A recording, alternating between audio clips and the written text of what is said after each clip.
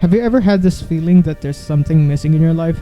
Despite feeling that your life is just how it's supposed to be, yet you can't shake off this feeling of unease whenever you're alone with your thoughts. There's this part of you that just wants to live, but for whatever reason, it just can't. I've felt this way before, and the longer I tried to ignore it, the deeper I sank into this feeling of emptiness. I wasted countless hours writing letters, creating video introductions, and constantly updating my portfolio, only to end up being ghosted. But when I eventually got a job, for the next few months, I spent my days working from 8 to 5 for 6 days a week, getting stuck in traffic for 5 hours a day for a job that I never even cared about. So one day, I just decided to give up, but not in the way most would imagine. Chasing dreams has always been controversial, considering that it's very risky and potentially life-altering in the worst ways possible. There were a few reasons why I initially thought that doing this freelancing thing is a bad idea. One of them is that it's irresponsible. Being an adult means that you're expected to be financially independent, so quitting or losing your job to chase something that's not guaranteed is definitely a gamble that people who barely have any savings should not be doing, especially if you're supporting your family to pay the bills. Another reason is that I was worried about what other people would think of me. Back in 2022, I dropped out of college in order to seek therapy because my mental health was in its absolute worst. Then, I spent the next year doing absolutely nothing, with no direction or purpose. My friends and my classmates were all in college, and they all soon graduated. Then I eventually lost contact with them. I felt like I was being left behind in life. But the biggest reason why I thought that this was a bad idea is because I'm afraid of failing. What if it doesn't work out? What if this freelancing thing doesn't take off? What would my life be like? Those thoughts gave me so much anxiety, but they eventually went away after hearing something very profound from my coworker. When I was working as a graphic designer, that same job that I was describing earlier, I had a coworker who was very chatty and extroverted. Let's call her Jay. One day we were talking about one of our coworkers who recently left for an animation studio. Everyone was so happy for them and was also proud about the fact that not only are they earning a lot of money, but also the fact that they're doing what they truly wanted to do in life. Then the conversation shifted to how my coworker started out. They started working as an online ESL teacher at an agency where their main clients are Korean students. Did this for a couple of years and eventually left.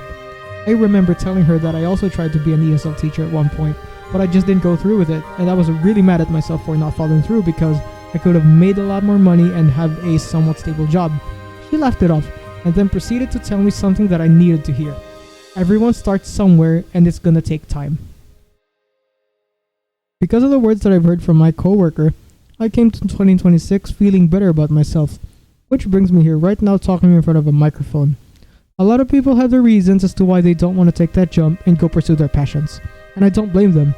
But for me, after aimlessly watching the world go by me, applying to countless jobs, getting interviewed, getting lowballed, and bouncing from job to job, I've had enough.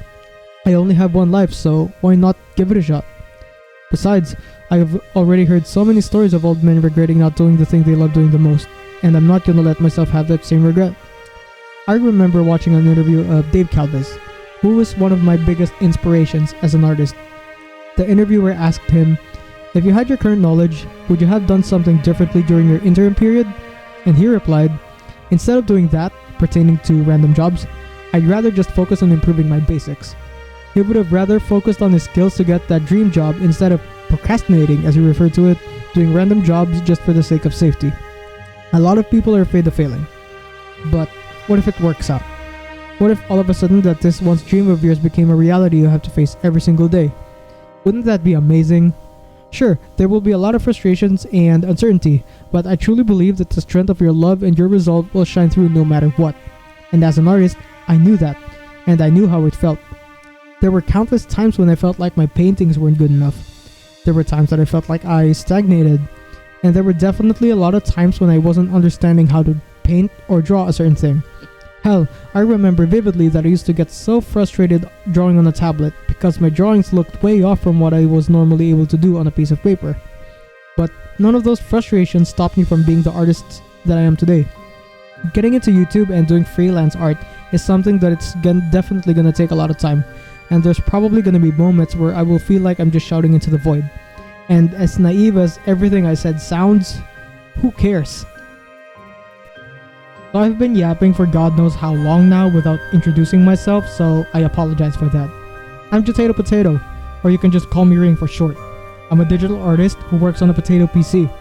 I like to draw fantasy, anime, and video games. I like Mega Man, Sonic, League of Legends, Castlevania, and a lot more. I also have quite a few hobbies myself, so I hope we get along and get to know each other more. Thank you so much for watching my first ever time-lapse and for listening to me ramble.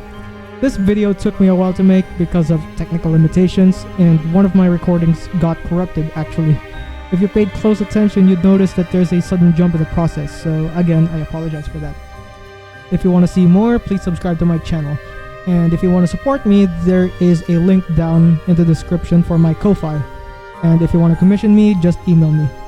This is my painting, The Leap of Faith. See you in the next video. Baboosh!